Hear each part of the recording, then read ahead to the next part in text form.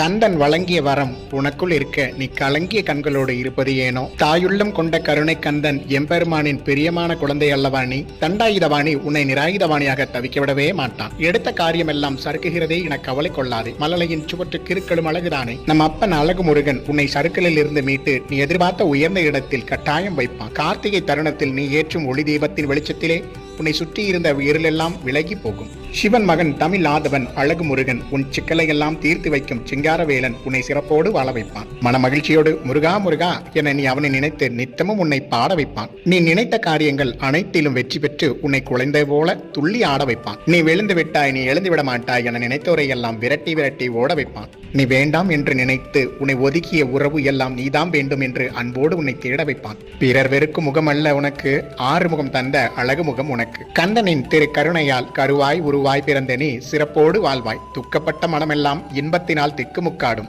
பசியினால் வாயார கதறிய உயிரெல்லாம் வயிறார உண்டு நிம்மதி பெறும். கடனில் சிக்கி தவிக்கும் உள்ளமெல்லாம் கந்தனின் கருணையால் கடன் தீர்ந்து சந்தோஷம் பெறும். தேகத்தின் வழியோடு தவிப்போரெல்லாம் எம்பெருமான் முருகன் அருளும் பேரருளாலே நீண்ட நாட்களாக இருந்த வலி நீங்கி நிரந்தர ஆரோக்கியம் பெறும். கந்தன் அருளால் இருள் நீங்கி ஒளி பெறுவாய். கருணை கடலாம் கந்தனின் அருளால் வேண்டிய யாவும் பெறுவாய்.